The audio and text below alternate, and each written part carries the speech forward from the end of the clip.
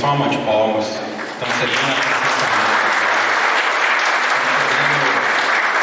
espaço super especial para a gente aqui. Queria também Deloitte, que nos abraçou, né, nesse projeto super especial. Então, uma salva de palmas para o pessoal da Deloitte. Bom, pessoal, eu ia dizer que é uma honra estar aqui com vocês aqui. É o último fechamento, né, do programa do Deloitte com o IBEF. Vamos ter 2 palestras aqui, super especiais, e espero que vocês gostem do objetivo daqui. Como sempre, a nossa missão é que vocês saiam daqui um pouquinho melhores. Se a gente for um pouquinho melhor todo dia, a gente está cumprindo a nossa missão, né? Eu queria, antes, né, de começar e passar a palavra, eu queria agradecer às empresas que estão sempre conosco. A Araújo Fontes, que é uma das empresas de maiores investimentos de Minas em M&A, a Ato Investimentos da XP, que faz todo o sentido com relação ao investimento, o Banco ABC Brasil, que está junto com a gente, onde vocês podem, né, ter todo o apoio financeiro, o Banco de Desenvolvimento de Minas Gerais, que é um grande parceiro do IBEF há muitos anos, inclusive participa da auditoria do IBEF, Coimbra Chaves, da Paulinha, Advocacia, a Deloitte, agradecer a Deloitte oficialmente conosco agora, muito obrigado. Jornal Diário do Comércio, a Adriana, que é muito importante, o Jornal Diário do Comércio tem a linha editorial importante em Minas Gerais, Freitas e Ferraz Advogados, Gaia Advogados, Krypton BPO, Contabilidade, Invest Smart, cadê Invest Smart? 20 PID Custódio, não é isso?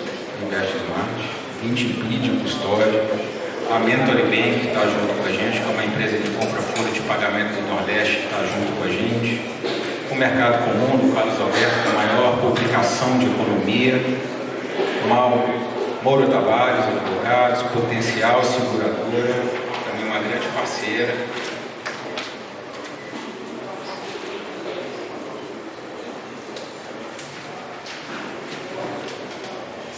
O Cicobi, que está sempre conosco, no interior de Minas, principalmente, fazendo o papel deles, a Solution, gestão de seguros. Cadê o Sérgio?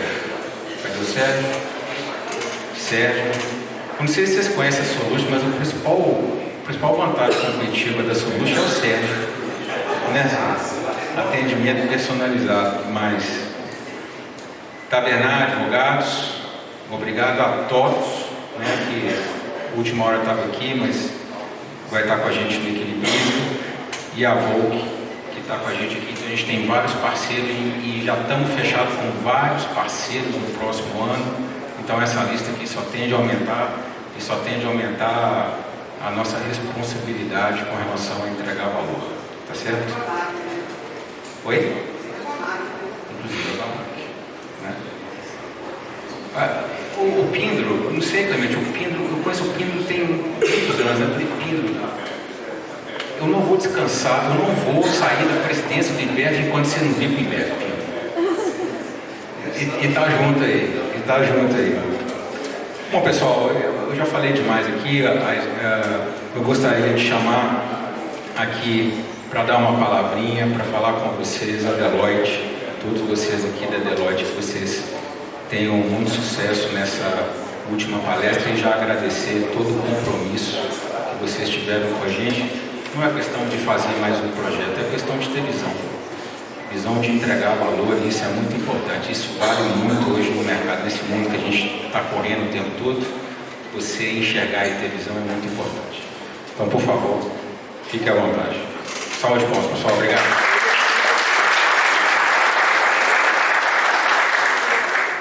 Boa noite a todas e todos.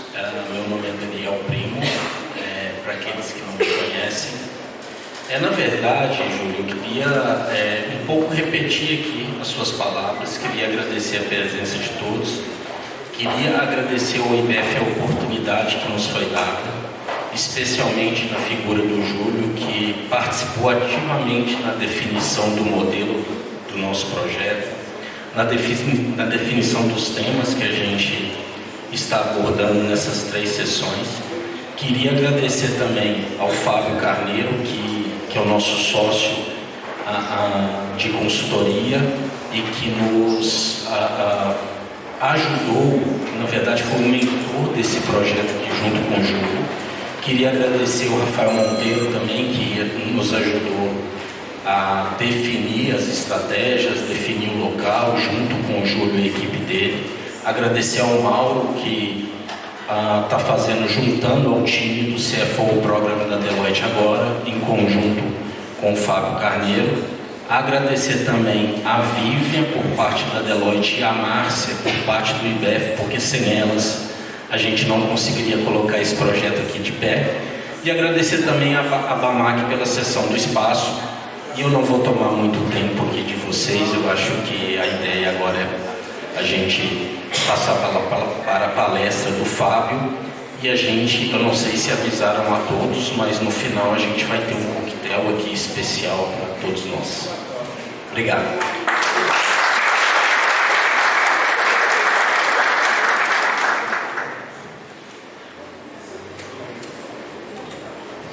O primo estava esquecendo de mim aqui, não pode, né? Tá bom. Bom, pessoal, boa noite. Queria agradecer, em nome da Deloitte, aqui mais uma vez a presença de vocês. Muito obrigado, é uma honra, uma satisfação. Para quem não me conhece, para quem não tive a chance de me apresentar, meu nome é Mauro Demarco, sou sócio da Deloitte, sócio da área de consultoria tributária e recentemente recebi o desafio aí de liderar as iniciativas ligadas ao CFO Program, tá bom? Então, queria agradecer genuinamente a presença de cada um de vocês aqui que optou por passar essas horas aqui com a gente em plena terça-feira à noite. Então, muito obrigado por ter nos escolhido, a presença de vocês é extremamente importante. Não teria evento, não teria palestra, nada disso aconteceria sem que vocês pudessem estar aqui participando com a gente. Tá? Então, realmente, muito obrigado. E para os nossos amigos aqui do IBEF, para o Júlio. Júlio, mais uma vez, ninguém faz nada sozinho, né? Então, se a Deloitte está aqui é porque a gente tem a parceria de vocês, a gente quer dar continuidade nisso, seguir, evoluir e construirmos um caminho muito melhor, muito próspero para as nossas organizações, viabilizando aí coisas boas para toda a comunidade mineira, tá? Obrigado, tá, Júlio? Sobre o programa, que eu queria falar um pouquinho bem rapidamente, né? O que é essa história, o que é esse negócio do CFO Program? Então é um programa que visa, através aí de 4 pilares. Pode passar no slide, eu estou sem o passador. Ah, mas tá no celular não. Então, através de 4 pilares, né, ele visa aí, consolidar o que é a carreira, o que é a gestão da carreira do CFO, né? E busca aproximar a comunidade de finanças das regiões de todo o Brasil, sempre passando por esses pilares, né? Através da direção da eminência, confiança, capacitação e conexão.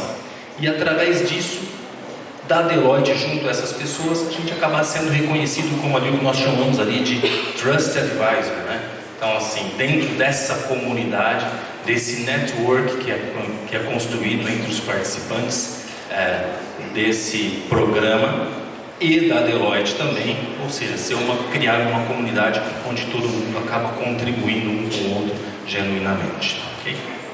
O programa tem ali 5 diferentes iniciativas. Eu vou reforçar a primeira aqui, que é o CFO Academy, que é realmente uma atividade de 4 dias, onde a gente reúne profissionais e montamos uma agenda com conteúdos direcionados aos executivos de finanças, já CFOs ou aspirantes a CFOs, né?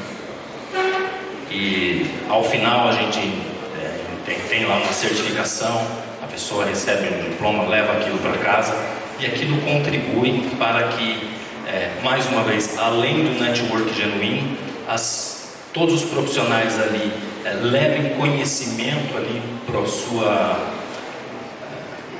sua casa, para o seu dia a dia, né, e consigam dar um passo além em sua carreira. Temos os outros programas também, que são o CFO Meeting, CFO Lab, CFO Survey. Uma vez que a pessoa participa e ingressa dentro desse programa, ele consegue acessar todos esses nossos programas. É isso. Agora eu queria passar a palavra para o Fábio Carneiro. Eu não vou apresentar o Fábio, vou deixar ele mesmo se apresentar, porque ninguém apresenta a gente melhor que nós mesmos. Tá bom? Obrigado, pessoal. Boa noite.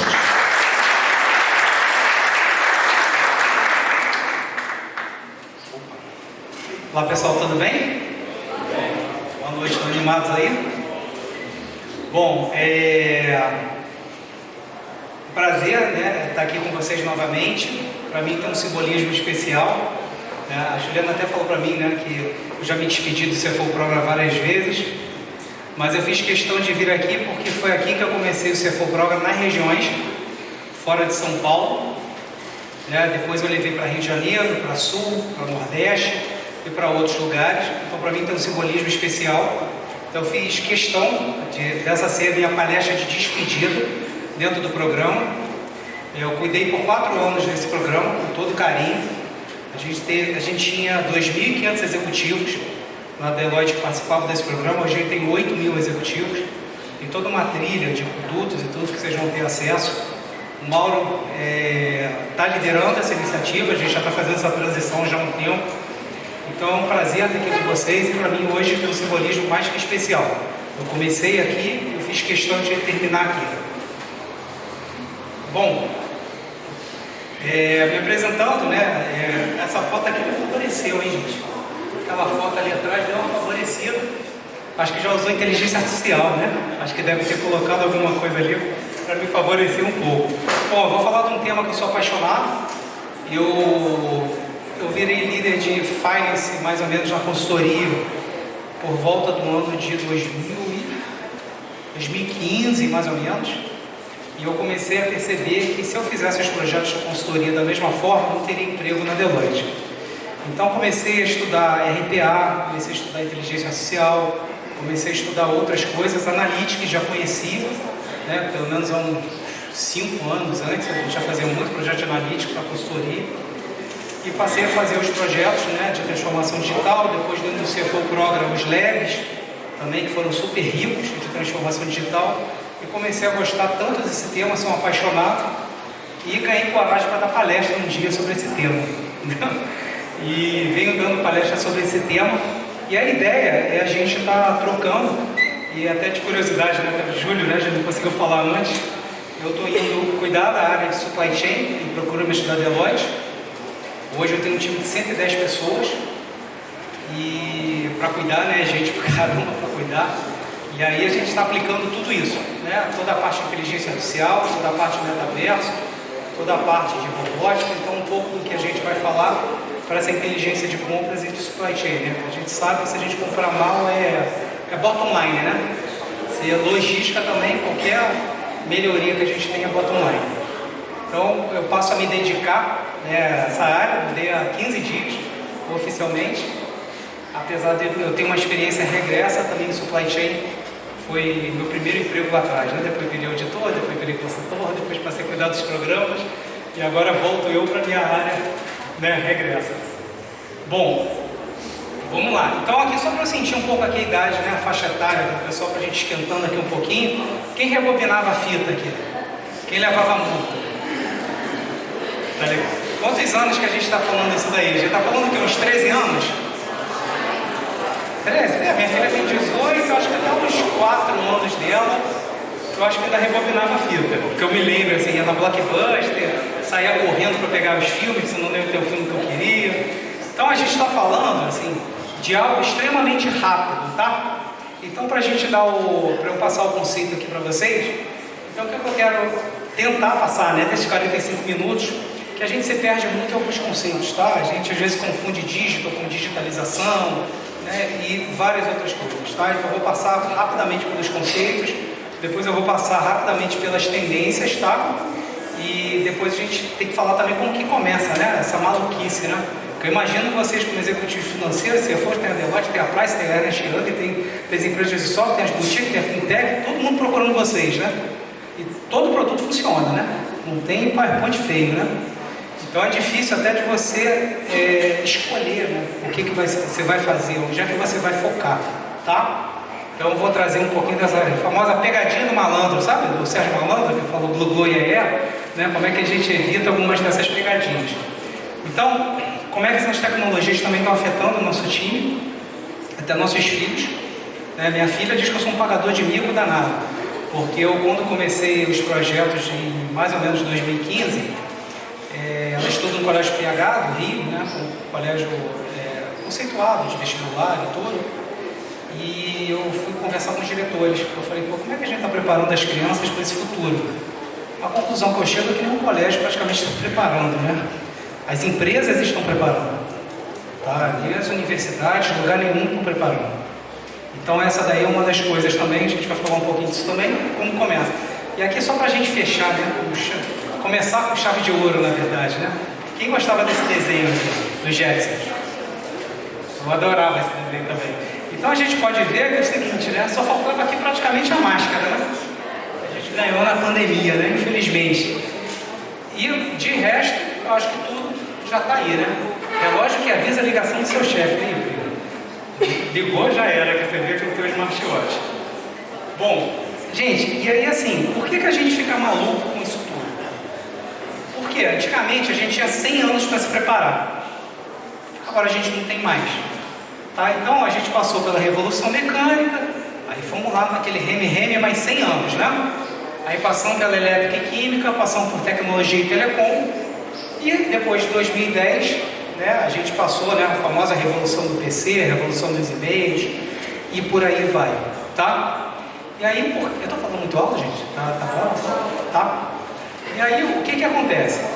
Isso tudo aqui, né, a gente já começou a acompanhar. Eu, pelo menos, sou de 75, né, já comecei a acompanhar, pelo menos, essa revolução que começou mais ou menos em 69, e vocês podem ver que ela encurtou.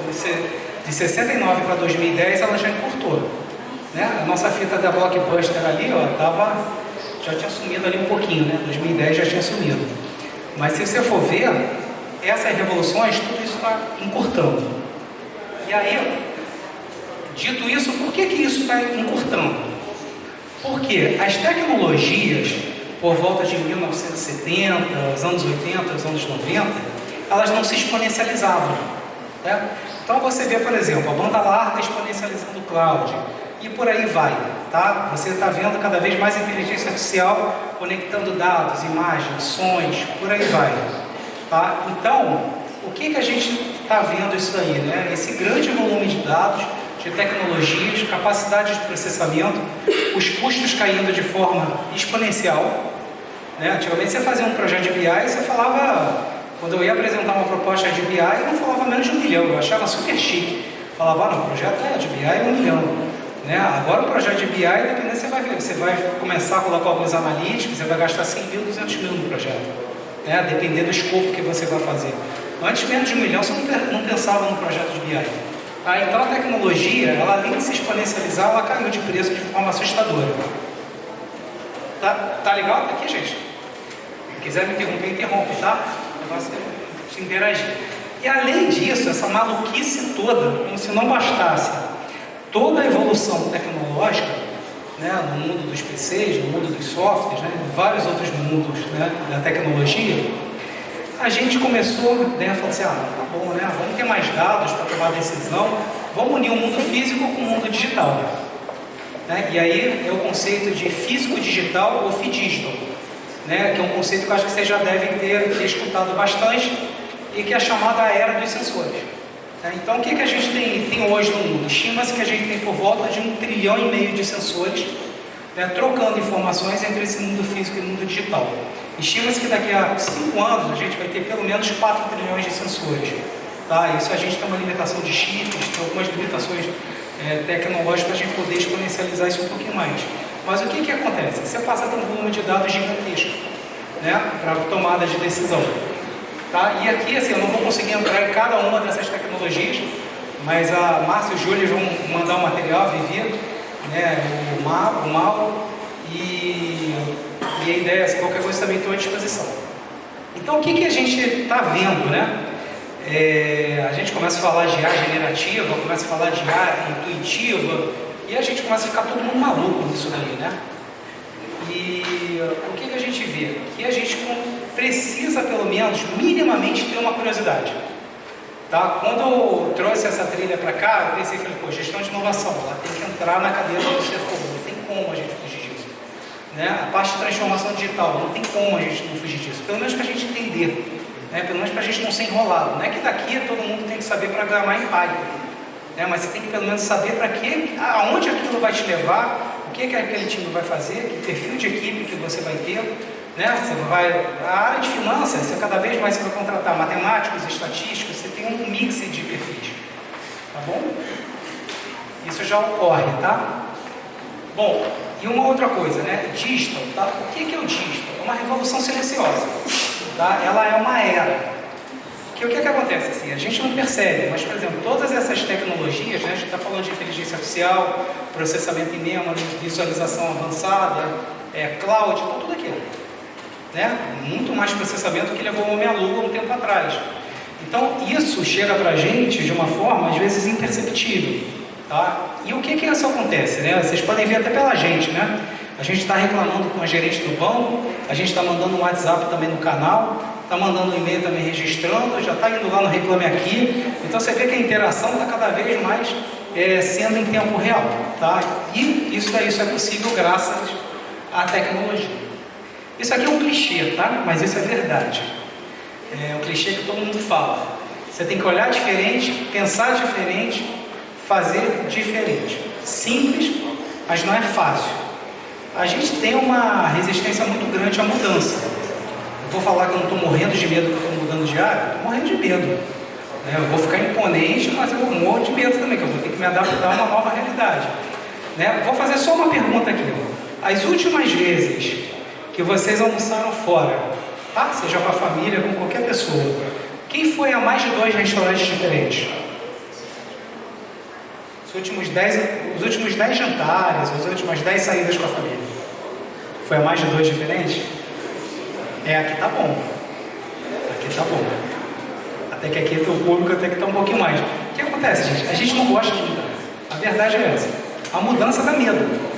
Eu trago o exemplo do restaurante, já de cara, porque isso é difícil. Né? Eu brinco que eu sou da geração da ficha telefônica ao iPhone. Né? E a gente está se adaptando a isso. Né? E é assustador. E aqui, uma pergunta que a gente faz, o Mauro vai dar continuidade aqui, né, Mauro, nos labs depois, junto com a Vivi. Nós temos 4 perfis, tá? É praticamente o CFO, o executivo financeiro, praticamente um leão hoje em dia. Né?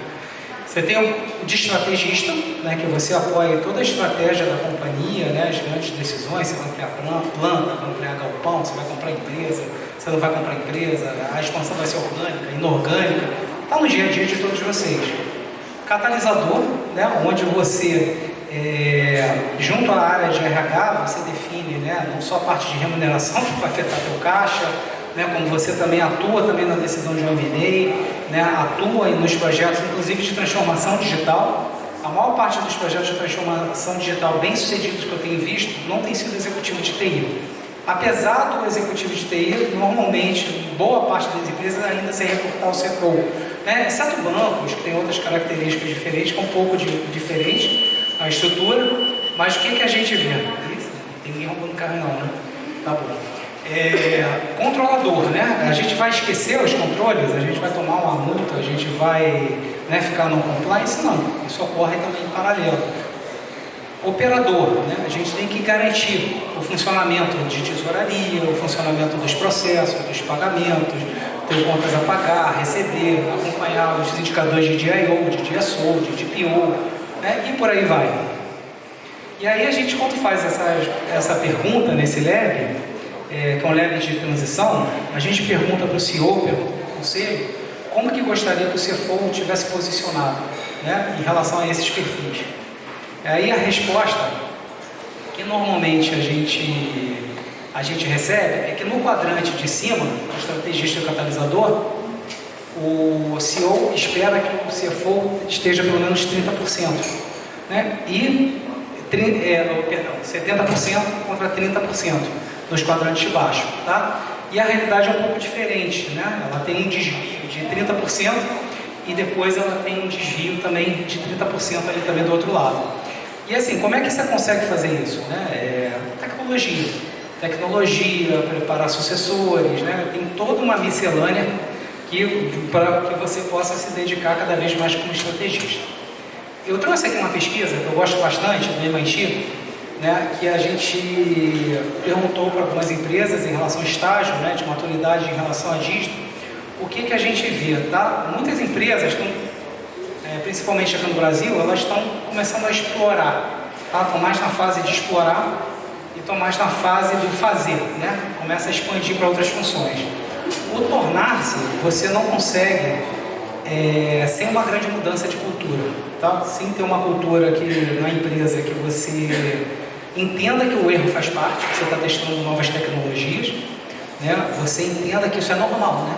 Que a nossa geração X, quando tirava nota baixa na escola, da geração X, o que acontecia? O pai ficava feliz, a mãe ficava feliz.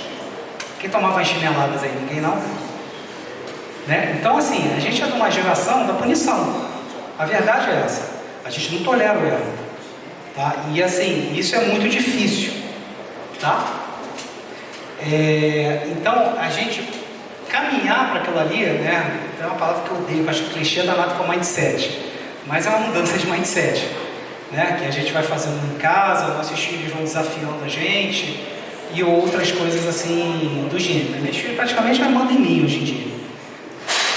E aqui, ó, o que a gente, essa pesquisa, eu adoro essa pesquisa, a gente fala que é o seguinte: você tem 23 características para você ser uma empresa digital, tá? E aí você vê, né, grandes grupos, né? Por exemplo, por que o Bradesco criou o Livelo separado? Porque ia morrer na estrutura. Né? Por que outras empresas separaram outras empresas dentro da mesma estrutura organizacional ou criaram centros de excelência? Cada empresa vai ter a sua fórmula, tá? Para fazer vai tirar os principais talentos, vai juntar junto, aí um vai querer aparecer mais que o outro, aí você vai ver que não dá certo, né? E depois você vai ver que tem um equilíbrio. Então você tem muita coisa aí, né? Eu fui vendo aí nesses 100 e poucos projetinhos aí que foram aí da vida, do que dá certo e que não dá certo. E tem alguns que eu gosto. Primeiro, democratização da informação. Tá? Cada vez mais as tecnologias, o dado vai estar disponível. Né? Então você vai ter times de finanças cada vez mais diferentes do que a gente costuma ter. Né? Desde programadores de Python, o cara lá do SQL, o cara da própria tecnologia. Né? Então, a democratização da informação.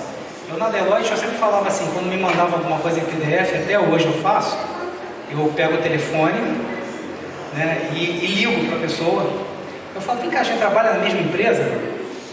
Porque assim, você não pode ter o dono. Informação é da empresa, está sendo gerado lá da empresa, conhecimento que tem que circular. Então assim, a gente vê que vai seguindo atitudes que a gente democratiza a informação. Falhar cedo e rápido, aprender mais rápido. Isso é importante, né? Você está vendo que está dando errado, você tem que desistir. Né? Assim, tem vários cases interessantes do iFood, outros também, que eles praticam muito isso. Disrupção contínua do ecossistema. Por que o Uber está matando o Uber com um motorista autônomo? Eles já estão enxergando lá na frente, não só uma redução de custo para não pagar o motorista, né, como também que esse negócio vai mudar, do carro autônomo que ele vai começar a pegar. Tá? E aí você fala, pô, mas só dá prejuízo esse negócio, né? Por quê? Eles têm um plano disso daí mudar e ter uma disrupção contínua do próprio ecossistema. Fluidez, agilidade, né? Testar metodologias novas, metodologias ágeis, né? Tem várias, né, que ele pode testar. Modelos colaborativos, constante disrupção, isso é importante também. Independência geográfica, né? A gente passou a exercitar isso um pouco com a pandemia, né? A pandemia permitiu que a gente contratasse as pessoas não só pela região, mas pelo conhecimento delas, independente de onde elas estejam. E cada vez mais tecnologia, a gente sabe que os talentos não vão estar aqui no Brasil.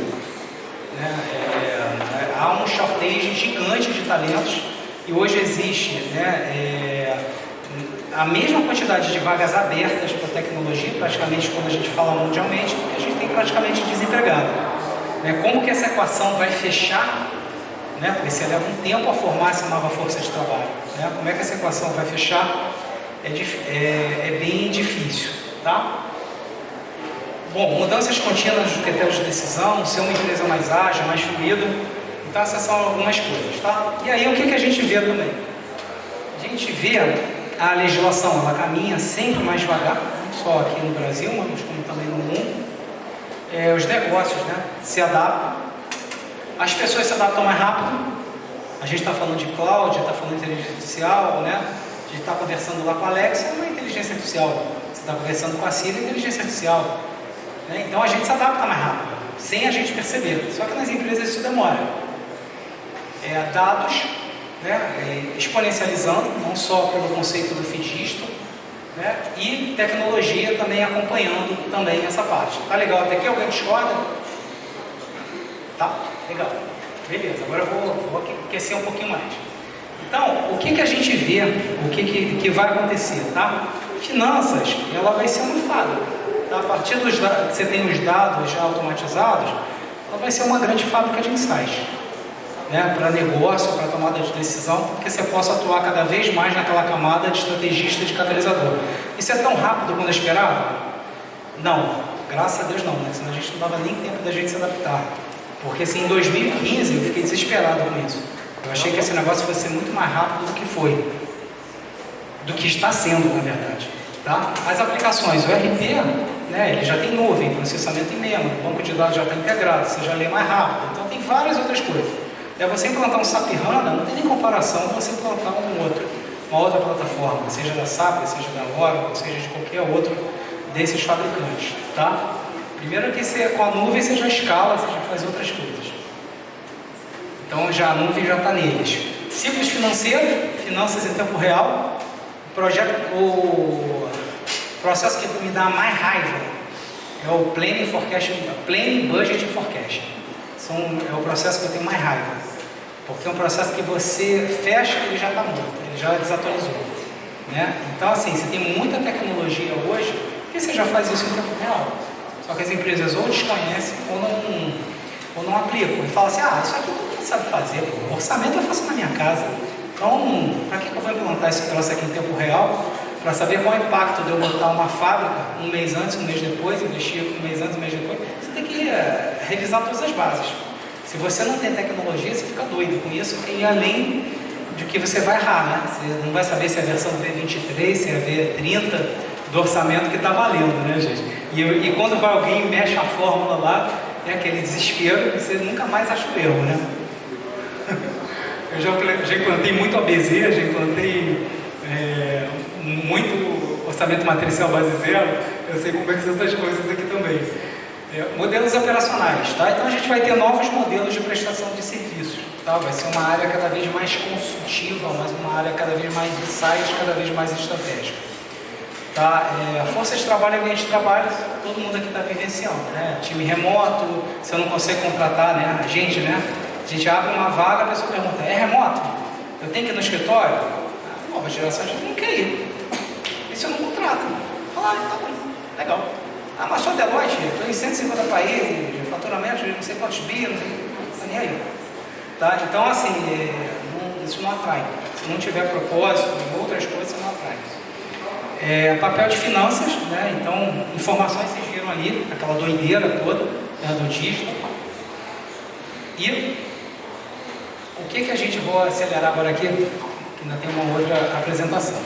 Então, o que a gente vê, tá, de tecnologias? Aí você vai falar assim, Carneiro, e AI generativa, não sei o que, AI intuitiva, por que você não trouxe? Eu não trouxe pelo seguinte, porque a gente ainda não está usando bem as outras, tá, nas empresas. A gente continua ainda refém de Excel, de sistemas arcaicos, né, de tentar buscar informação e com a visão de retrovisor. Tá? Tem algum problema nisso? Não. Tem várias empresas que estão crescendo em relação a isso. Só que poderiam crescer mais. Então, o que a gente vê? O RPA, eu tinha uma visão super romântica do RPA. Né? Se eu for pegar uns 8 anos, eu tinha uma visão super romântica do RPA. Tira as pessoas das atividades manuais e tudo, não sei o que lá. Só que o que aconteceu? As empresas passaram a usar mal. Né? O RPA era para ser um band-aid, enquanto você não está acertando aquele processo, ou você não está passando aquela transação do RP. E o que passou a acontecer? Passaram a criar monstro em cima de monstro. Né? Robôs que gerenciam robôs, e que você tem que depois atualizar todo esse parque tecnológico, isso custa. Tá? Por mais que o RPA tenha caído de preço exponencialmente, né, a gente passou a ver muita coisa que deveria ser orquestrada dentro dos RPs, sendo orquestradas dentro dos RPAs. Por isso que eu perdi um pouco essa visão romântica do RPA. Mas para cadastro, para recuperação de impostos, né, para leitura, para ver se você não vai tomar nenhuma multa, tem várias aplicações. Tá? Depois tem até um slide que eu não tenho aqui, mas a Vivi tem, que mostra onde é mais fácil você aplicar o RPA e que você tem um ganho mais rápido. Aí a Vivi depois pode mandar para vocês.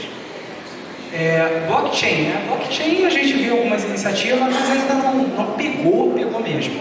Tá? Apesar de ter um potencial bem grande, ainda não pegou mesmo, tirando a área de compras, algumas aplicações. Né? Cloud, eu passei a ver nos últimos 3 anos realmente bastante, principalmente o setor de serviços financeiros, que passou também a flexibilizar um pouco também o uso de cloud, então isso também ajudou a exponencializar também. Né? Visualização, gente, ela tem toda uma técnica, tá? Eu não sei se vocês lembram a palestra lá do André, quando ele mostra aqueles gráficos, não é simplesmente você pegar e você criar um gráfico, ele tem que ser intuitivo para que você possa tomar uma decisão rápida. Então existe toda uma ciência de como você organiza os dados, como é que você demonstra, como é que você faz o storytelling, né? E isso daí, os dados eles servem para contar a história, tá? Analytics avançados, né? Analytics, né? Você tem o ClickView, você tem o Tableau, você tem a Power BI, você tem várias ferramentas aí que com certeza muitos de vocês usam também, né? Que você pode colocar lá no RP ou realmente subir, né? Porque ele na verdade é uma engine, né? Quer dizer, ele junta dados de vários lugares, né? Você cria os indicadores com numerador e denominador, né? E você mostra esses indicadores de uma forma intuitiva para que você possa tomar decisão. Se o dólar vai aumentar 50 centavos, o que vai acontecer com o meu business? Você vai simulando, se você montar no teu iPad, né, no teu iPhone, você vai fazendo esse tipo de projeto e você vai criando também o conceito também de cenários e ajudando também naquele papel de estrategista e catalisador. Legal até aí, gente? Alguma dúvida? Tá. Computação cognitiva, né? Aí tem umas coisas lindas, né? Machine learning, né? Eu sou um pouco nerd, né? De vez em quando eu pego essas coisas, eu fico estudando direto e eu já vi que o Júlio também gosta de ler pra caramba, né, Júlio? A gente nós somos bem nerd nós dois, né? É por isso que a gente está tão bem. Então, assim, eu tenho um hábito, né? Eu faço há 10 anos isso na minha vida, eu acordo todo dia bem cedo. Eu acordo 5 da manhã todo dia. Eu estudo pelo menos 1 hora por dia de um assunto que eu não conheça bem. O que eu estou estudando agora é computação quântica. Quero tentar entender também como é que isso afeta ali o blockchain, como é que afeta essas quebras, outras coisas, tá? E a generativa também. Então aqui, o que a gente vê, tá? Finanças cada vez mais integrando essas tecnologias e exponencializando. Por que esse bicho, gente, lá da Blockbuster para agora, isso mudou tão rápido, né? Por quê? Você está exponencializando, né? A gente está começando a aprender a usar esse bicho do RPA, esse bicho do Analytics, a juntar dados, a ter mais insights, a gente a fazer mais essas coisas dentro de finanças. E aí, o que a gente vê, né? Aqui eu vou passar muito rápido, tá? O que é o importante aqui? A gente chama de Dynamic Finance, tá? Uma metodologia. Tá? O que é isso? Você olha toda a tua arquitetura de tecnologia para que você possa, ao final, você ter essas informações. Tá? Então, assim, você vai ter que pensar desde quando você captura os dados dos seus processos, como é que você processa, como é que você estabelece lá o teu middleware, como é que ele conversa com o teu RP, como é que isso vai para os analytics, como é que isso vai para todos os outros sistemas, seja de orçamento e tudo. Isso é um fluxo de entrada e um fluxo de saída, para a gente conseguir realmente escalar, né, daquele estrategista para o estrategista e o catalisador, a gente sair um pouco mais do controlador e do operador. Tá? Uma coisa que eu acho interessante, por exemplo, dados para contar histórias. Tá? É uma das habilidades. Você repara que eu comecei a falar da minha filha, depois eu trouxe para cá. Isso é um storytelling.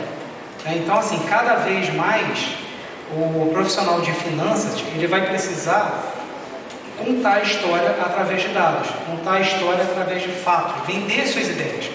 Porque você tem hoje, né, uma IA generativa, você vai fazer a pergunta, ele já vai te trazer um monte de coisa que antes você tinha que procurar para dar resposta. essa resposta vai ser cada vez mais rápida. Então você vai ter que saber realmente, dentro do teu perfil de finanças, você contar essa história de uma forma cada vez melhor, tá? A intuição também é uma coisa que vai ser também mais valorizada na minha visão. E aqui é a pesquisa que eu faço já há uns 4 anos, né, com valor econômico,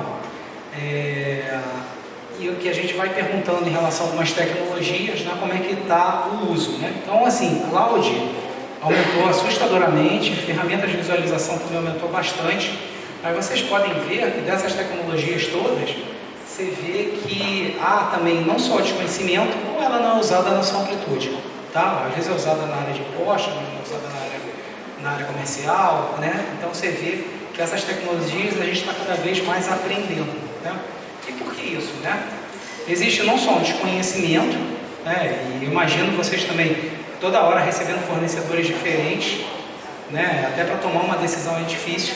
Eu brinco, né? Que se eu mudar para o outro lado da força, que um fornecedor comigo tá ferrado, né? Porque eu já passei tanto tempo por consultoria, para ele me convencer, vai sofrer bastante. E aí é isso gera uma confusão muito grande, né? Você tem às vezes conselhos, né, de administração, né, em outras gerações também, né? Nada contra, né? A gente conta a experiência e tudo, né? A gente não consegue ter um mix às vezes nos conselhos para a gente poder também ter também algumas decisões, né, em relação à tecnologia, em relação, né, a coisas novas também que a gente precisa tá fazendo para entrar nesse mundo digital, tá? Vocês veem que grandes empresas tiveram que criar outras empresas, né? Tiveram que ir para hubs de inovação, né? A Deloitte montou agora o nosso hub de inovação também, né? Com as alianças, com as parcerias, né? Então, assim, isso está dinâmico demais, tá? Realmente, assim, é assustador, né? Eu leio muito, estudo muito sobre isso e eu sinto que cada vez eu sei menos. Aqui é o famoso, né? Sistema avançado de gestão, né? Nosso Excel, né? Então a gente vê aqui alguns processos, né? E alguns sistemas, né? Como é que está esse uso, né? A gente vê que o Excel é o nosso campeão, né? Nada contra o Excel, né? Tanto que as vendedoras de software sacaram que não conseguiam se livrar do Excel, passam a usar o Excel como uma máscara, todo o engine, todo o processamento, né? Ele fica por trás, né? Provavelmente todos os sistemas, vários sistemas aí vocês veem isso.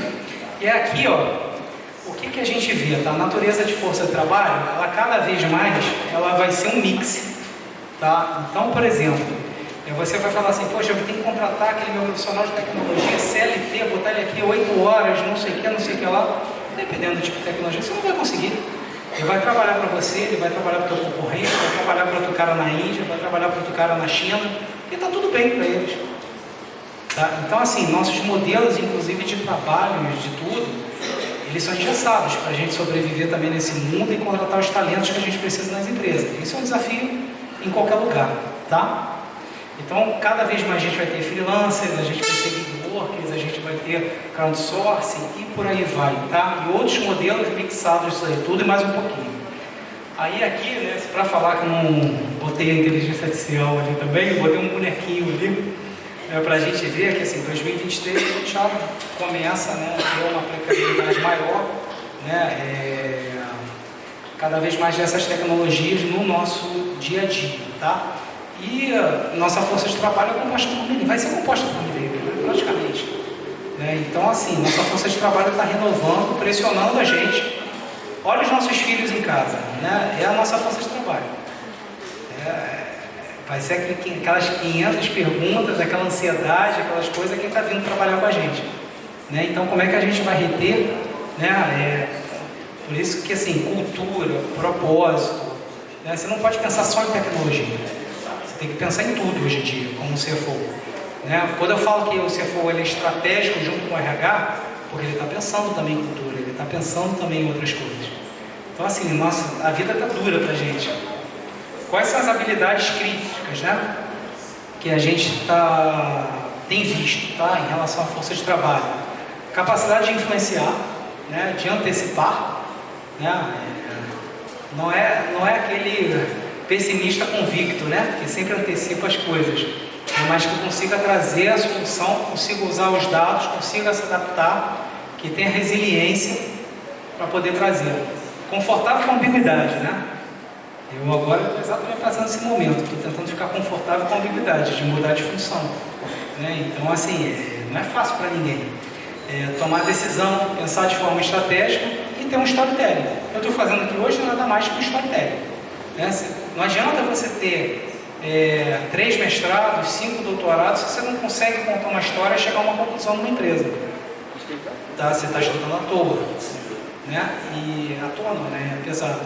Mas assim, você tem que saber passar o teu conhecimento. Você tem que saber passar aquele storytelling, tá?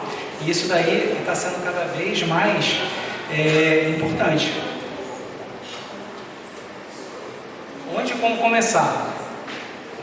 Pensar sempre grande, tá? Mas eu acho que antes de pensar grande na empresa de vocês têm que entender também como se dá o processo decisório. Entender como é que é o conselho, entender como é que é a diretoria executiva, para vocês saberem como levar as informações, né? Tem uma metodologia legal, depois o Mauro pode também compartilhar, o Business Chemistry, né, Mauro? E, por exemplo, se eu vou conversar com um pioneer, por exemplo, eu sou pioneer, né? Eu não gosto de detalhe, né? Então, por exemplo, se você chegar numa reunião cheia de detalhes comigo, vai ser enfadonho. Eu gosto de discutir as ideias, eu gosto de discutir as coisas, depois eu vou para o detalhe. Então, isso faz total diferença. Se você tem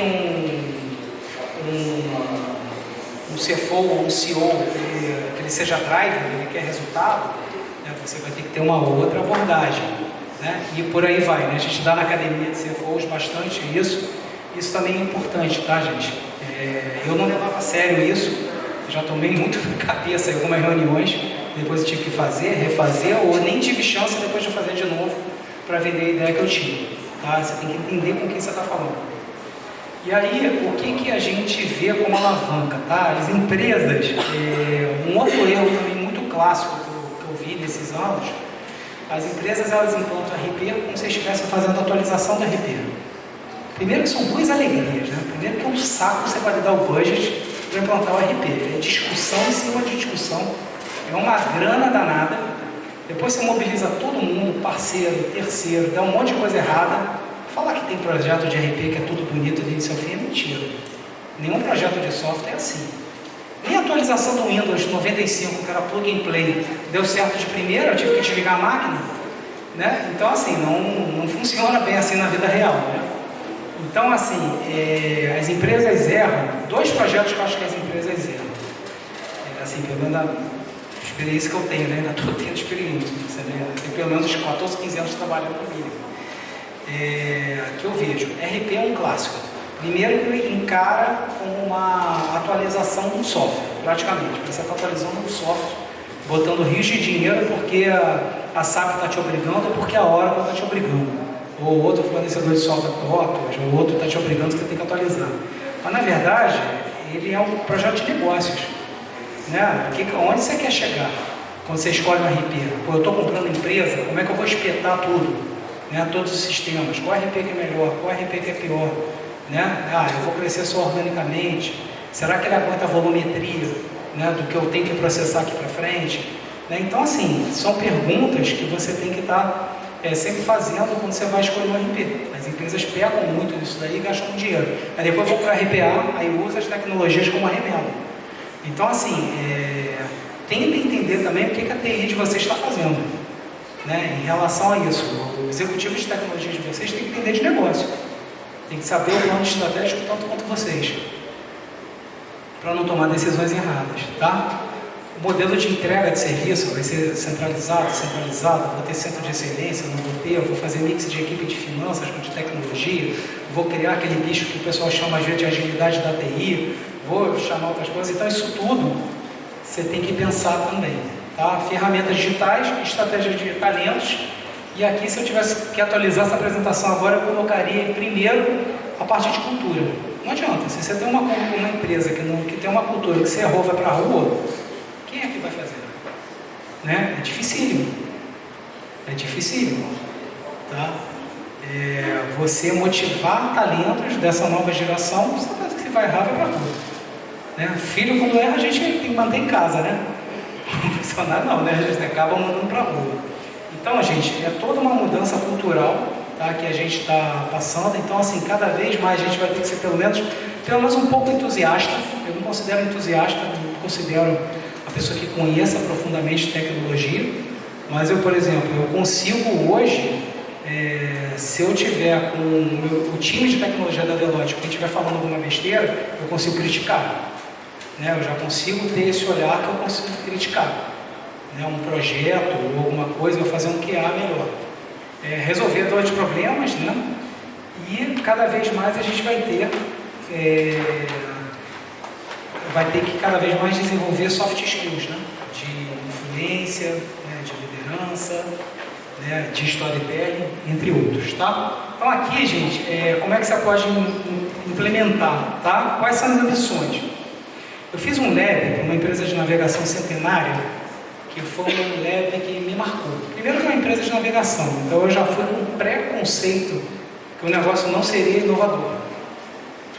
E aí, uma das discussões desse lab, só para vocês terem ideia, né, em relação a ambições, eles chegaram até a discutir, será que a gente vai precisar ter navio daqui a pouco? Ou no porto eu vou ter que botar já as impressoras 3D e de lá eu atendo de uma outra forma logística. Então, assim, chegaram a ter discussões assim, completamente, né, não doidas, mas reais. Né? Você vê assim, né, a gente imprimindo casa, a gente imprimindo pontes, indústria de construção é uma que vai disruptar assim, do nada. Né? Assim, quando você piscar o olho, você vai acordar, você já viu que disruptou. Né? E aí pode ser tarde. Tinha que estar lá. Se fosse um executivo de construção, não sei se tem alguém aqui, eu estaria na China lá visitando todo mês. Não estaria aqui. Né? Vendo o que os caras estão fazendo lá. Então, quais são as ambições? É importante. Esse lab foi muito legal. Porque no final eu estava com o CEO e estava com o CFO e com os outros executivos, né? E ele falou assim, Carneiro, o que eu só me chamo de Carneiro, tá, gente? É o nome de guerra. O pessoal falou assim, Carneiro, o que a gente quer fazer como finança é não gerar problema com o negócio. E aí, o que a gente foi? Dali a gente mergulhou em todo o portfólio. Tudo que era burocracia, ou que ia parar, né, a gente passou a revisar todo o portfólio. Então, assim, eles definiram as ambições. Qual o valor que eles querem entregar? Né? Quais são as tecnologias? Como que a gente configura o time? Né? A gente vai trabalhar com metodologias ágeis, vai ter pessoa de projeto, vai ter especialista. Como é que a gente vai fazer isso? Quais conhecimentos que a gente tem, que a gente vai precisar e onde a gente vai contratar, como, remoto? A gente tem que estar toda hora fazendo essas perguntas. Como é que a gente vai acelerar e como é que a gente vai priorizar? Parece até fácil, né? Mas são perguntas dificílimas. A depender da organização, ela é dificílima de responder. E às vezes é dificílimo de você andar com isso. Tá? Então, eu trouxe esse roadmap aqui. Faça um exercício com o time de vocês. Tá? É legal, pega esse roadmap, faz essas perguntas. Tá? E aí, façam labs, façam workshop com os times de vocês. Né? Tem que entender o dado. Cara, dado também é outra desgraça. Eu tenho um cliente que ele tem 25 cientistas de dados. Você vai conversar com todos os VPs, todo mundo reclama que não tem informação. Por quê? Qual o erro que está aí? Outro erro clássico, tá? Esse é pior que o do RP. Isso que eu pude ver nesses anos todos. Você tem os dados, mas você não sabe o que você vai perguntar para eles. Então o que você vai fazendo? Você vai acumulando aquele ótimo de dados. Isso tudo custa, gente. Isso tudo custa tempo, né? Custa eficiência. E você fala assim, não, vou ter todos os dados. Esses projetos, gente, é uma jornada. Né? É que nem criação de filhos, você está criando a vida inteira praticamente. Né? Isso aqui é uma jornada. Né? Então, assim, a gente tem aquele, pense grande, comece pequeno, sabe? Aquele jargão lá, você tem que saber exatamente aquilo que você quer fazer. Por exemplo, em finanças, tá bom. Então, assim, poxa, a minha indústria, né, o meu setor, né, poxa, eu tenho que ter caixa disponível, para não ter que ir tanto a banco, complementar a minha margem. Então, tá bom. Vou trabalhar nas minhas informações de Days Payable Outstanding, né, de contas a pagar, de Days Sale Outstanding, de contas a receber, né, de Days of Inventory Outstanding, né, de inventário, vou ver como é que isso afeta o caixa, se eu posso aumentar o ciclo de pagamento, se eu não posso aumentar o ciclo de pagamento, e assim, como é que eu vou montar esse analytics, como é que eu vou tomar algumas decisões. Começa pequeno, pega os processos clássicos, né? 2 minutos, é isso mesmo que precisa. Então, começa pelo P2P, pelo O2C, pelo Forecast to Fulfill, os processos clássicos de finanças. Planning and Budget ele vai sair independente da tecnologia, né? A gente sabe fazer isso até hoje. Mas se ele sair com menos dor, é melhor, né, gente? Que é um processo que, Deus me livre, eu detesto esse processo. O de Planning and Budget. Inclusive na Deloitte, é uma porcaria no nosso processo. Mas assim, porque você tem tecnologia. Tá? Bom, gente, eu deixo aqui meus contatos. Agora eu estou mudando de área, queria me despedir agora formalmente. Eu estou indo justamente para essa área para a gente trazer toda a parte de metaverso, de inteligência artificial, a parte de robótica para compras, várias parcerias, várias coisas que a gente está fazendo. Espero trazer novidades, né? Voltar a palestrar de outras coisas aqui com você, Sérgio. Tudo bem? Então é um prazer estar aqui com vocês. Comecei com o Sérgio, né? No passado. Aqui o CFO Program, em 2019, e termino aqui. Minha última palestra aqui oficial como líder do CFO Program se encerra hoje. Bom, então é um prazer estar com vocês. Espero que eu tenha trazido algum conhecimento, ou pelo menos ter tirado algumas dúvidas. Tá? E eu vejo, gente, jornalistas, pessoas se confundindo mesmo, digitalização, digital. E aí, senta alguém na frente de vocês, vocês têm que entender. Você não vai tirar o dinheiro da empresa de vocês, eles vão gastar dinheiro da forma errada. Então, pelo menos o mínimo, a gente tem que saber pelo menos para que serve, tá bom? Então, acho que esse foi o meu objetivo aqui, espero que vocês tenham gostado. Foi um prazer estar aqui com vocês de novo. Obrigado.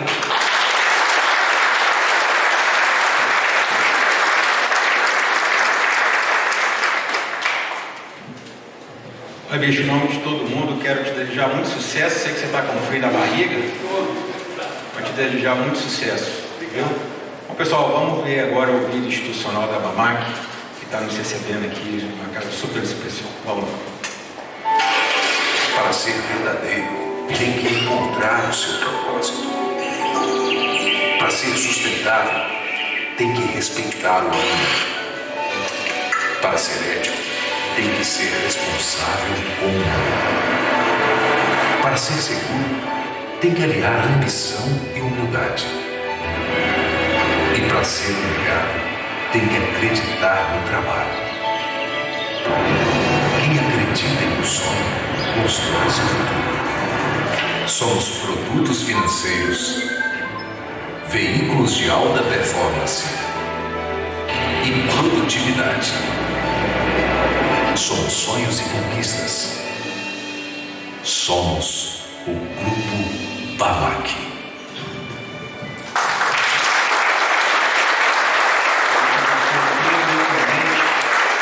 Boas-vindas para a turma, por favor. Eles vão ter que sair mais cedo, estão inaugurando uma nova concessionária da Porsche, não é isso? Bom, obrigado aí. Só dar um oi aqui mesmo. Obrigado, um prazer recebê-los aqui na nossa casa aqui da Porsche. Eu acho que é uma oportunidade boa aí para todo mundo que às vezes passa aqui, mas nunca teve coragem de entrar, né? Eu estava falando ali, eu acho que tem muita gente aqui que sabe ganhar dinheiro e tem que aprender a gastar um pouquinho. Não olha para mim, não. Então é isso, é dizer que a gente está super aberto aqui. Eu acho super bacana o trabalho aí de criar uma comunidade, né, de trocar ideias aí entre os desafios de cada empresa, porque no fim do dia o desafio é muito parecido, né? Às vezes muito do setor ali, mas muita coisa que a gente vive ali todo mundo já viveu ou está vivendo também. Então eu acho super bacana essa troca de experiência. Então, obrigado. Amanhã a gente está inaugurando lá, depois de amanhã, na verdade, estamos inaugurando lá em Salvador, mais uma loja Porsche nossa. Então é isso, obrigado aí, aproveitem o evento.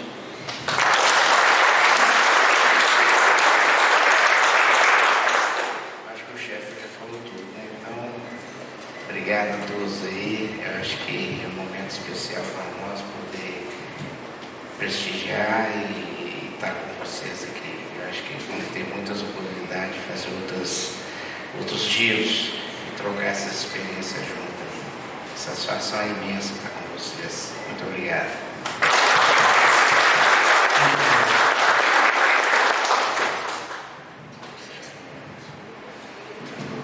Bom, pessoal, agora eu queria falar com vocês. Nós vamos falar sobre desafios de finanças em 2024, né? E aí, eu preparei essa apresentação aqui. A primeira coisa que a gente tem que lembrar é a seguinte: o Brasil não é para amadores, né? Então, quem jogou o joguinho, nível Classic, Easy, normal, tudo amador, mas chega no nível Brasil, virou nível profissional. Não é verdade? Eu sempre falo o seguinte: nenhum outro país tem o problema tributário que a gente tem a carga tributária que a gente tem, nenhum outro país tem o estresse em democracia política que a gente tem, nenhum outro país muda de regra igual a gente muda, igual a gente tem. O que eu estou falando é o seguinte: basicamente é Harvard que devia vir para cá, não é a gente que devia ir para Harvard, né? Então, opa! Esse negócio de tecnologia, tá vendo? Alguém? Passou? Tem que virar pra cá. Então vamos ficar. Eu fico de frente. Bom, pessoal, eu trouxe aqui alguns desafios para o ano que vem. Quem me lê, quem me conhece, o primeiro desafio é o seguinte: cash is king. Então a gente pode fazer o que a gente quiser, mas se não tiver dinheiro para a operação, esquece, né? Cacheta, meu professor da fundação, está aqui prestigiando, né? Responsabilidade grande. Então, pessoal, a primeira coisa, preservação do caixa, ciclo financeiro. Basicamente, o que a gente está falando aqui? Cash is king. O presidente da Huawei, uma das maiores empresas da China, para os próximos 3 anos, a prioridade da empresa qualquer é sobreviver. Então ele já está colocando o seguinte: olha, ou a gente faz o que a gente tem que fazer, não dá para endividar mais aqui ou na China, em qualquer lugar do mundo, né? Bom, aí a gente tem aqui, eu sempre comparo também com relação ao avião. Você tem as atitudes que você eleva a empresa e as atitudes que você derruba a empresa. E tem muita gente derrubando a empresa. Por que a gente está falando isso? A recuperação judicial, né, ela cresceu absurdamente nesse ano. Nós já começamos o ano com Americanas. Estamos quase terminando o ano com a Casa da Bahia. Quase. Está faltando pouco. Tivemos a Light no meio do caminho, tivemos a Oi, tivemos a Itaipava e por aí vai. O que está acontecendo é o seguinte: as empresas estão sentindo, o sentimento é aquela história do sapo na água, que a água esquenta, o sapo não pula. A gente tem que fazer o seguinte: a minha empresa é um sapo que não pulou, ou efetivamente a gente consegue pular? Porque tem muita gente que não está conseguindo fazer isso. Então, pessoal, a gente tem Magazine Luiza. Magazine Luiza diz que vai voltar a gerar caixa e fala de estoque limpo. Isso é do valor econômico de hoje, rentabilidade é prioridade. CEO da GetNet, ele falou assim: eu não quero crescer rápido, eu quero rentabilidade, né? A Marisa, se não tivesse os problemas de caixa, não fecharíamos loja. Ela fechou 91 lojas. 91. Toque Stock contrata a consultoria e depois vem um fundo de investimentos que vem junto com ela. Então, cash is king. Está todo mundo vendo o seguinte: eu não consigo gerar caixa suficiente para ter lucro, eu vou quebrar, eu não quero me endividar, eu não quero fazer débito. A taxa de juros é 12, né? 12,25. Alguém aqui experimenta pegar um capital de giro, não pega menos que 19, né, pai? 20, 21, 22. Já imaginou os juros de 25% no caixa? O que é isso? Né? E aí, o que a gente tem? Quem que eu trouxe aqui? Light e Oi, 2 empresas que estão sempre aí colocando.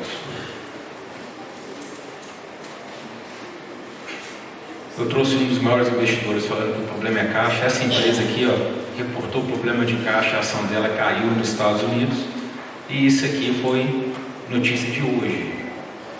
A WeWork entrou em recuperação judicial. A WeWork, gente, era uma das maiores startups e uma das que mais valiam nos Estados Unidos há poucos anos atrás, e hoje entrou em recuperação judicial.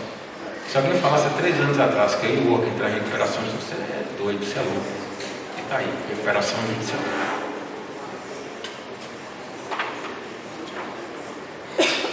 Bom, todas essas empresas aqui fizeram emissão de debêntures. O que é emissão de debêntures? Né? Todo mundo conhece, mas é um título de dívida que você compra de minha empresa, eu te prometo pagar em determinado momento futuro. Todas as empresas fizeram. Muitos daqui estão aqui, né? E, apesar de recorde, o futuro da emissão divide especialistas. Por quê?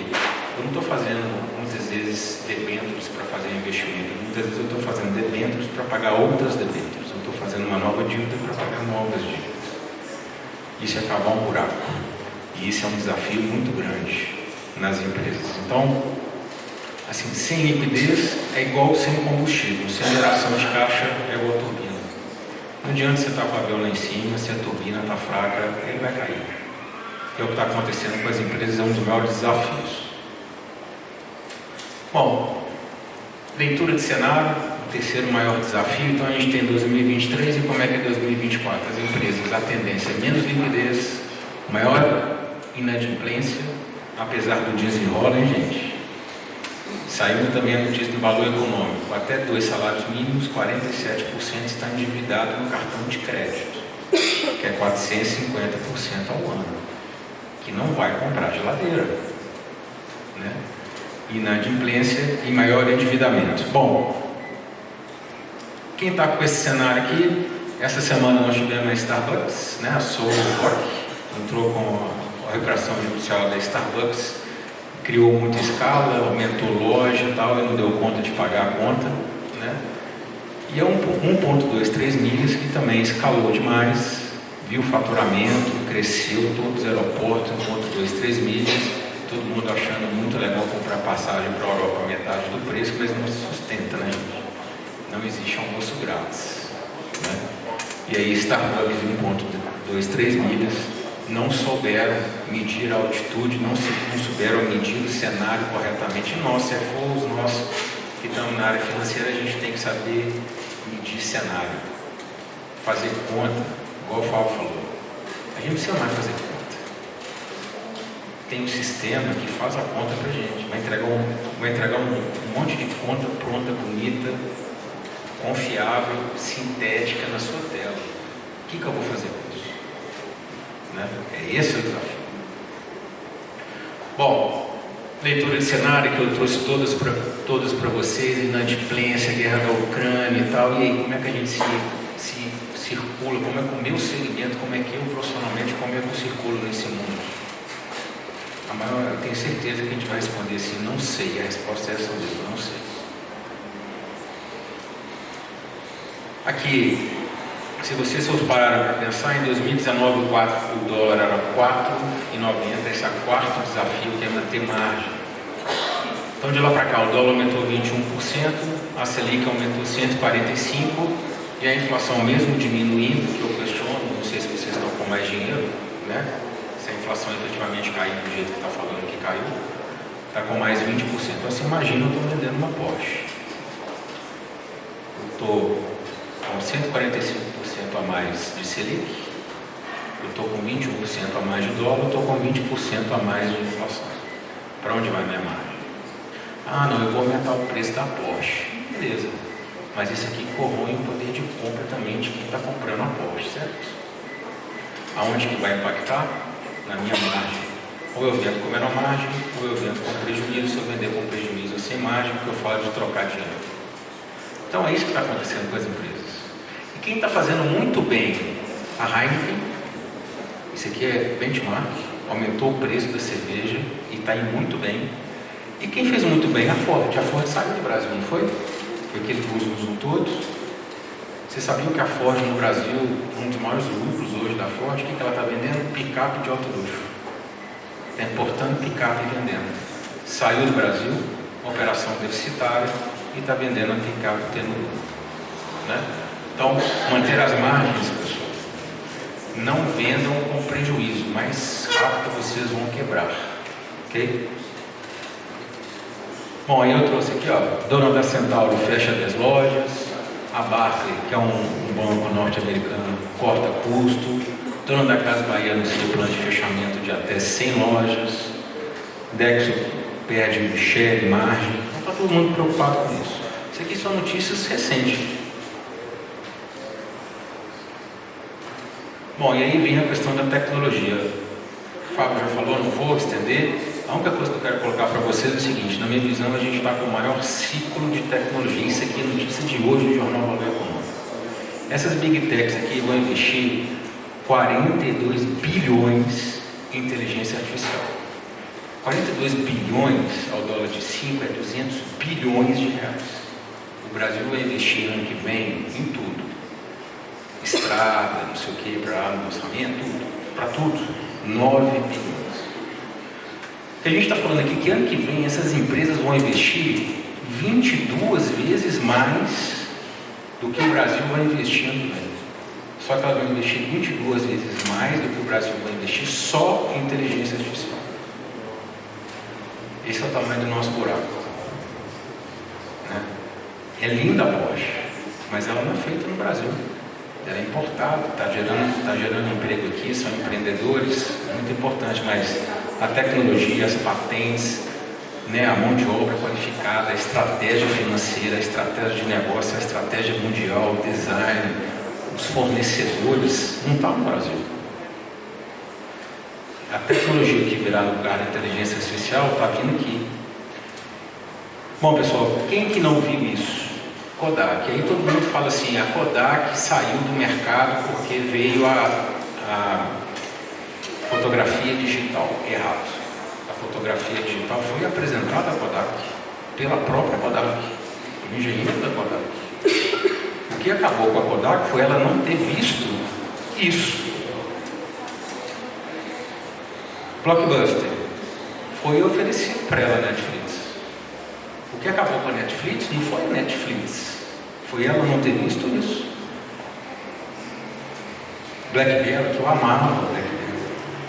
Amava o BlackBerry, executivo, BlackBerry, amava, tal, não sei o quê. Quando o BlackBerry deixou de ser a Tecno, começou a ser o digital, pronto, não é BlackBerry mais, que era Tecno de volta e tal. Acabou. Hoje ela é muito forte em servidores, né? E tal, não sei o quê. Mas a pergunta é a seguinte: a tecnologia disruptiva, eu preciso do cash skin, preciso gerar margem, preciso ler cenário, agora eu tenho disrupção tecnológica. Eu estou enxergando isso aqui na empresa e na vida, que a pergunta que todo mundo na minha visão faz errado é: quais profissões vão acabar? Não interessa. Todas as profissões vão mudar. 100%. 100% delas vão mudar. Né? Aí aqui, ó, as tecnologias que serão impactadas nos próximos, né, brevemente, ainda nem foram criadas. Nem foram criadas. Quer um exemplo? Pix. É escalável, é confiável, todo mundo usa, está no celular e ninguém vive sem mais. É verdade? É isso que eu estou falando.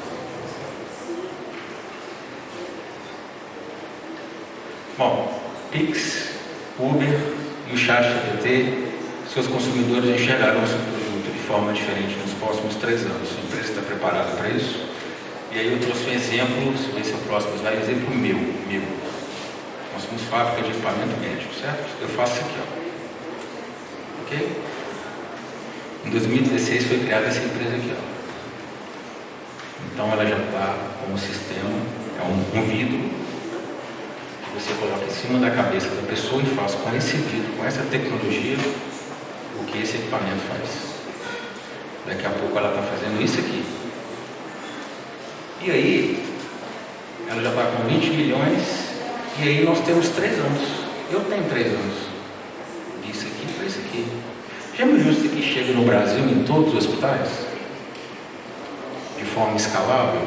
E todo mundo aqui, GF, concorre com GF, concorre com Philips, concorre com todas as multinacionais. Todo mundo fazendo isso aqui, essa empresa de Nova York. tem empresa canadense, tudo fazendo isso aqui. É isso que eu estou falando.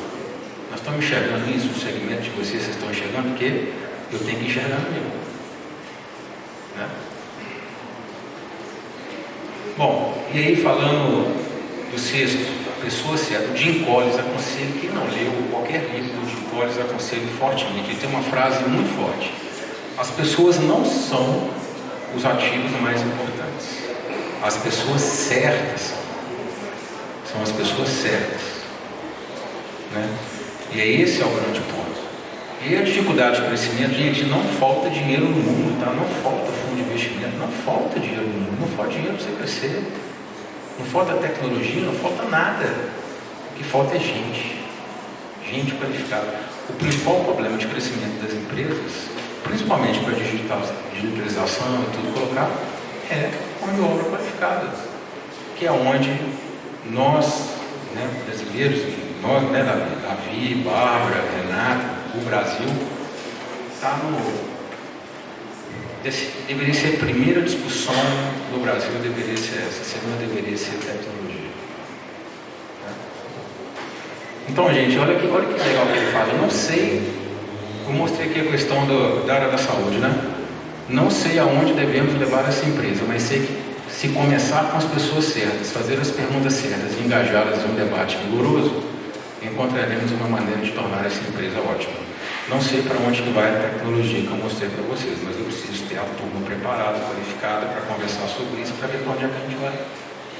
Não sei para onde é que a gente vai. Eu sei os desafios que estão aí. Qual que é o dessa empresa aqui? É porque ela é uma startup, ainda é pequena, mas na hora que começar, né, a ter 18 anos, complica a vida. E aí, pessoal? Falta de transparência. O que tem a ver falta de transparência com finanças? Tem tudo. Isso aqui é um sanduíche, ó. Essa matéria saiu no jornal Valor e foi exatamente isso. Foi mal, galera. Eu não sei se vocês comeram o sanduíche do Burger King, no McDonald's, que falavam que o sanduíche era de picanha. E não era de picanha, era um verniz na carne que passava que era de picanha. Não parecia picanha. E o negócio escalou na rede social de uma forma tão prejudicial para as empresas que elas tiveram que colocar. Foi mal, galera, no valor econômico. Pergunta para onde foi a ação deles. Tem tudo a ver ou não tem tudo a ver? Né? O que a gente chama de greenwashing. E aí eu trouxe dois exemplos para vocês. A Boeing, no caso do exemplo 737 MAX, vocês lembram? Tem um documentário da Netflix que eles sabiam do problema da Boeing. Eles não queriam treinar os pilotos, porque para treinar os pilotos ia demorar muito mais e tinha um novo regulatório que eles tinham que fazer, então eles não queriam treinar os pilotos, eles sabiam dos problemas. E eu vi nesse final de semana a Wells Fargo, que é o maior banco dos Estados Unidos, também um documentário da Netflix, que é o seguinte: você chegava para contratar, para trabalhar numa empresa legal, propósito, tal, não sei o que, chegava lá, o gerente falava assim: 8 contas abertas todos os dias, não quero nem saber o que você vai fazer. 8 contas abertas todos os dias. Esqueça a cultura. Esse negócio foi escalando. Chegou no vice-presidente, presidente, Senado dos Estados Unidos, os dois pediram e a empresa pagou um absurdo de multa, bilhões de multa. Greenwash é falar que tem e não tem. Não façam isso. Serão penalizados fortemente. Bom, pessoal, aqui, esse é o Braga, está na diretoria do IBF. Só para mostrar aqui, 40% dos fundos globais estão alinhados ao ESG hoje. Então, se você for emitir uma debênture, 1 bilhão de debêntures, 40% de 1 bilhão de debêntures são fundos que vão olhar se você tem ESG, né? E esse daqui saiu agora, né? A capa da revista, não vou falar não, senão vai dar confusão, mas se eu fosse a Vale e visse esse slide aqui, eu tinha uma vergonha danada. Isso aqui é o estudo da Fundação Dom Cabral sobre o problema da Vale em Brumadinho. E aqui fala o seguinte: falta de alinhamento direto entre chão de fábrica e o conselho impediu o alerta, pressão para manter dividendos e resultados crescentes. Em vez de liderar o avanço na legislação, a Vale trabalha nos bastidores para manter o status quo. O que é isso aqui? Isso aqui é a fundação. Todo mundo que vai estudar na Fundação Dom Cabral sobre a ESG, esse é o documento oficial. O Braga me mandou a apresentação inteira dele. Esse é o documento oficial da Fundação Dom Cabral. Por que a Vale caiu a ação e depois aumentou? Porque uma das maiores empresas de commodities do mundo é a única no Brasil, tem pouco concorrente, bom, consegui sobreviver. Mas imagina eu que tenho 8 concorrentes e multinacionais fazendo um negócio desse. Né? Então eu acho que nós, da área financeira, temos que prestar muita atenção na questão da transparência. Bom, cultura. Quem tocou no assunto da cultura? Peter Drucker fala o seguinte: cultura devora a estratégia no café da manhã. Tem uma outra frase que eu gosto muito também: você conhece a cultura da empresa quando o chefe tira férias. Essa também eu gosto muito. Né? Então, sua cultura, propósito e metas estão alinhados. Por quê? E olha que legal, cara. Revista Exame: resultado financeiro só vem com a cultura organizacional saudável. Quais exemplos eu dou aqui? Americanas. Em janeiro todo mundo me perguntava assim: foi fraude? Eu não podia falar que era fraude, mas minha resposta era o seguinte: ninguém erra 20 bi. Na Americana você erra 200 milhões. Ninguém erra 20 aqui. Eu estava querendo falar ali, mas eu não podia falar. Foi fraude. E ela assumiu que foi fraude. Cultura. É o que eu trabalhei na VEG há muitos anos. Erro, fraude contábil, cultura. O Aricard, gente, é a DAX, é a Vale do Silício da Alemanha, uma empresa de pagamento que cresceu muito na Alemanha e em 2020 assumiu que estava fazendo tudo errado e quebrou. Ela chegou a valer mais que a Porsche. Só para vocês terem uma ideia como é que cultura mexe com finanças.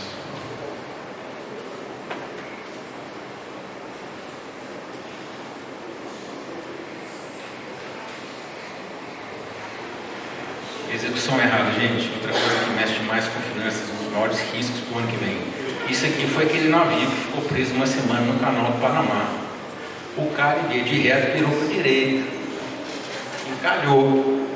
Ficou uma semana no canal do Panamá esse negócio aqui, ninguém passava. Né? Planejamento certo, mas execução errada é zero. E foi essa empresa japonesa aqui, ó. Esse navio está lá até hoje, só vocês têm ideia, esse navio está lá até hoje, os contêineres estão lá até hoje, e o navio só vai ser liberado lá depois que a empresa pagar o prejuízo de todo mundo que não passou. Isso aqui é execução errada ou não é? Aí nós, financeiros, cash is king, leitura de cenário, pessoas, cultura, disrupção tecnológica e tal, a gente vai fazer um planejamento maravilhoso, pensa nas pessoas, vou contratar as pessoas certas, pensa nas pessoas e tal, para lá. Aí chega lá, toma, planejamento. Aí o cara vira o navio para a direita. Né? Então, um dos maiores riscos em finanças é execução correta. Eu sempre gosto de lembrar isso aqui, ó. Esse é um livro que tem, ele coloca 4 pontos: pessoa, execução, estratégia e cash. Pessoa, execução, estratégia e cash. Pessoa, execução, estratégia e cash. Aconselho fortemente mostrar para a equipe: pessoa, execução, estratégia e cash. Pessoa, execução, estratégia e cash. As pessoas não gravam isso como uma música, né? O tamanho correto das empresas. O que é isso, gente? Chama-se ego. Ego, simples assim. O presidente ou o conselho não quer diminuir o tamanho da empresa porque chegou um determinado momento. Eu não quero diminuir o tamanho da empresa, eu não quero passar essa vergonha. Vergonha é quebrar, né? Então você tem a Centauro fechou loja, a Riachuelo fechou loja, a C&C fechou loja, a Marisa fechou loja, a Spotify mandou 20% embora, o Walmart fechou 4 lojas, a Loft demitiu 340 pessoas, o Twitter na época do Musk lá, demitiu um monte, o Google demitiu 12 mil pessoas. Isso aqui é uma relação de todas as fintechs bonitas, charmosas,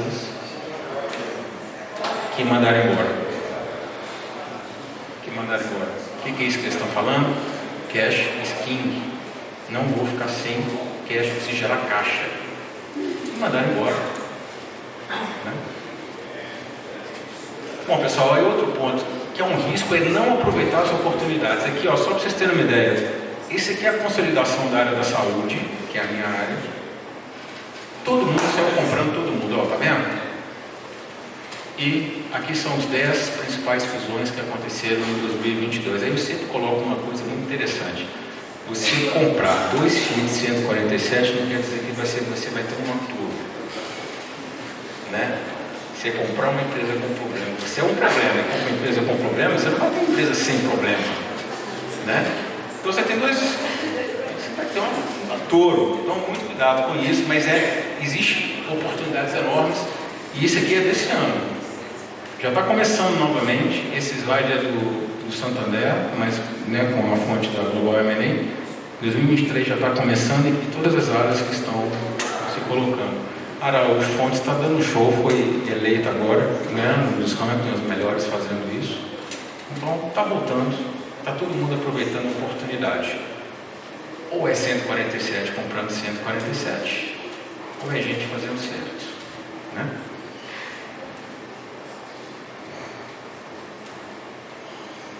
Bom, são 13, estamos no 12, não aprender. 100% das profissões serão modificadas com a inteligência artificial. Então, se você for parar para pensar nesse slide aqui, são as profissões que existem hoje, o azulzinho mais escuro é o que existe hoje.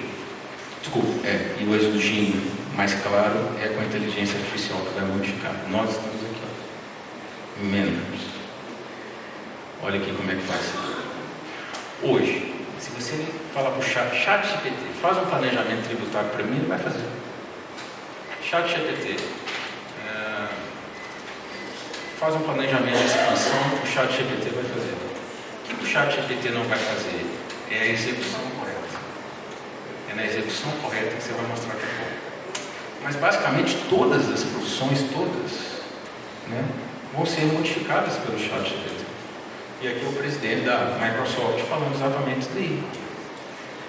Para onde é que nós vamos? Não sabemos. E aí eu fiz aqui, que eu uso para mim, que é o seguinte: essa é a escala de todas as tecnologias, muito parecido com o que eu faço com você, todas as tecnologias. Qual é a forma que eu faço que eu quero trazer para vocês? Qual é o meu conhecimento técnico? Qual é a minha habilidade emocional? Qual a profissão que eu estou, mais o segmento que eu estou? Se eu pratico lifelong learning, se eu estou enxergando as oportunidades, é muito interessante time, que é igual a não ser relevante. Time aqui é importantíssimo. Pergunte para o piloto de avião quando ele está pousando, ele não baixa o trem de pouso. O que vai acontecer? Vai cair, né? Então time é importante. O trem de pouso está lá, ele pode usar o que quiser, mas não usou na hora que estava descendo. Então time é importante. Então eu uso muito isso aqui. Né? E aí uma frase, inclusive essa frase está na capa do meu LinkedIn. Não confunda urgência com miopia. Elas são coisas opostas. Né? Então muitas vezes você não está enxergando de forma correta, mas está correndo. E aí é muito melhor você parar um pouco, respirar, tratar um pouco a ansiedade, né? Nós financistas somos ansiosos, estressados, parar um pouco, ver se a gente não está míope. Porque nós sempre teremos urgência, sempre.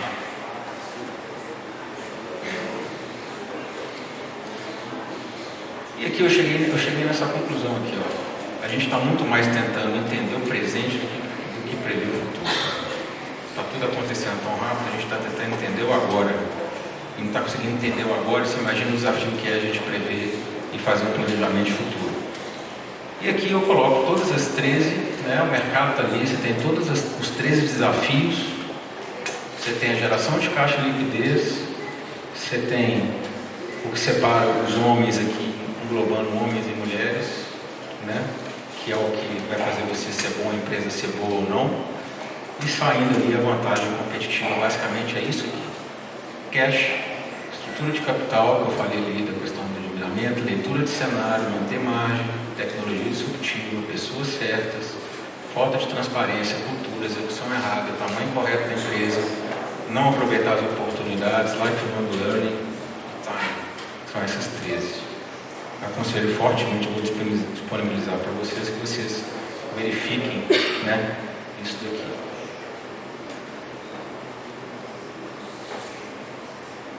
E aí o seguinte, eu vi isso aqui é muito legal. É esse mais um slide. Me chegou essa apresentação aqui, ó. E a apresentação é muito legal, muito legal. Aí cheguei lá no final, quem que fez a apresentação? Tá aqui. O que é isso aqui? O próprio chat GPT. Colocaram lá, eles fizeram com o chat GPT. Então toda apresentação que eu faço eu coloco agora. Esta apresentação não foi feita pelo chat GPT. Foi eu mesmo que fiz. Não tem robozinho na jogada. Não tem problema ter robozinho, eu só estou falando o seguinte, né? Que esse negócio está escalando tão grande, tão rápido, que já virou um personagem do negócio, né?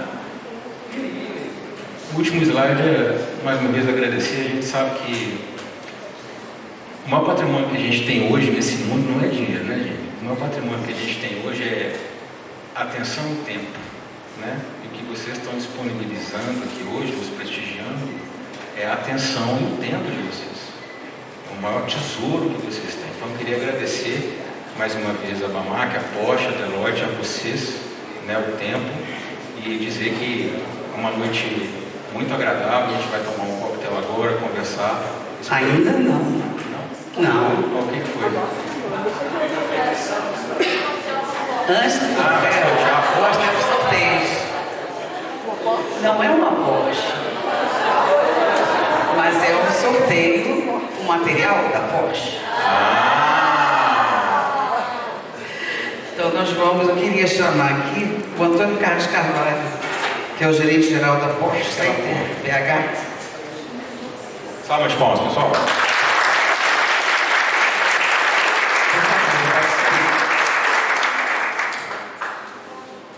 O nosso primeiro sorteio vai ser de um boné, um copo e um test drive.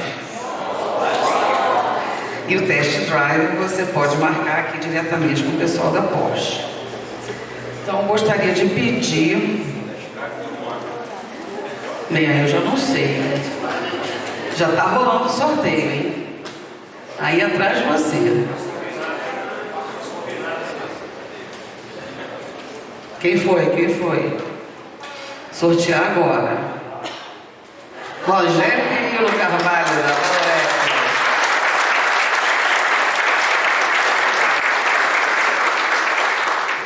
Olha, gente, eu vou apresentando aqui o Perillo.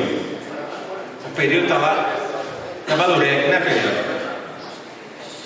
O Perillo pode comprar uma faixa de milho ali, Perillo. Você tem condição do negócio aí, Perillo. Cash skin na veia. Agora nós vamos ter um segundo sorteio. Ainda da Porsche. Esse vai ser um boné, um carregador por indução, um copo e um test drive. Quem ganhou foi Tatiana Xavier Reis Souza de Paiva. Está aí? Não está? Então pode rodar de novo. Perdeu a chance. É, Tatiana. Pode rodar novamente. Tá gravado, Tatiana. Tirei foto.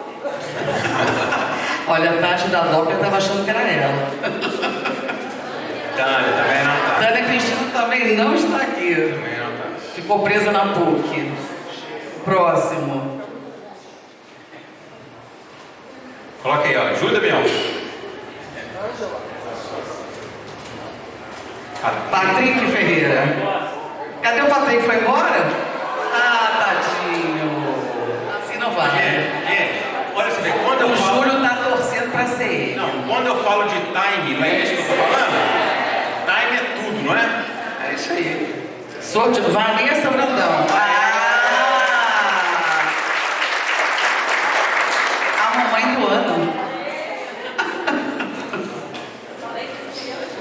Isso aí. Agora, pessoal. Salva de palmas para a Vanessa, pessoal.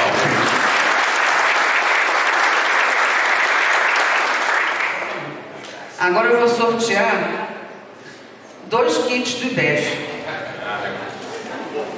Tá? Pode rodar para mim, por favor? Márcio de Souza Machado. Eu acho que ele não veio. Não está aí. Pode rodar de novo.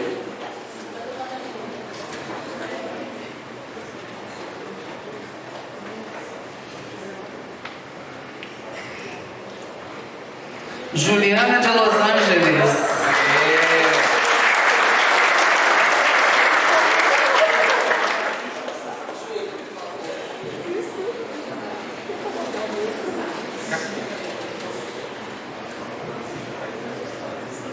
Olha aí, que chique. Nem eu que sou presidente tenho um negócio desse.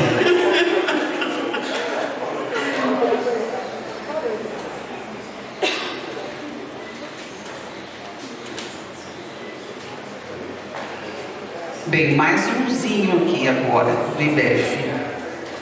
Pode rodar.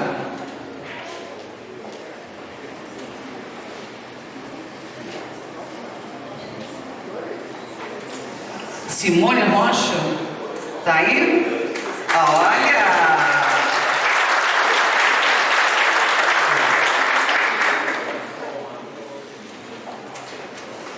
Agora, pessoal, antes da gente fazer uma entrega simbólica do certificado daqueles que participaram da jornada, né? Eu gostaria de pedir ao Júlio, gostaria de chamar os nossos palestrantes, Mauro, Daniel, Fábio, por favor. O gerente geral também da BAMAC, por favor. Venha representar o pessoal da BAMAC.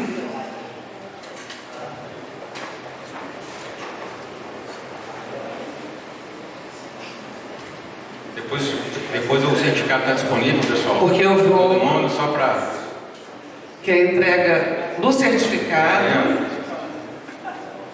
Pessoal, em nome de todos vocês, mais uma turma completa, mais um projeto de sucesso do IBEF, Deloitte, Porsche. Vamos para 2024, vamos para cima, pessoal.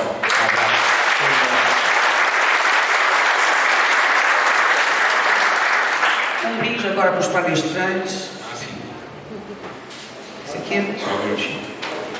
Fabinho. Olá, palestrantes. Você, meu garoto.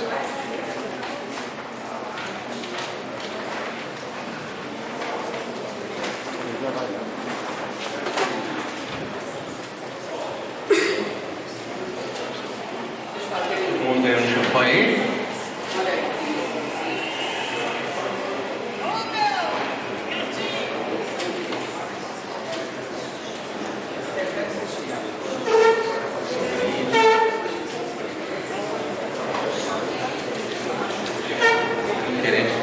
Eu mesmo ganhei champanhe.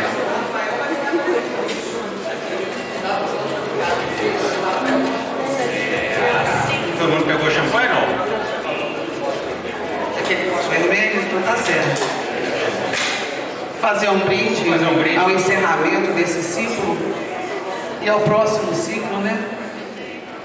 Cadê a champanhe?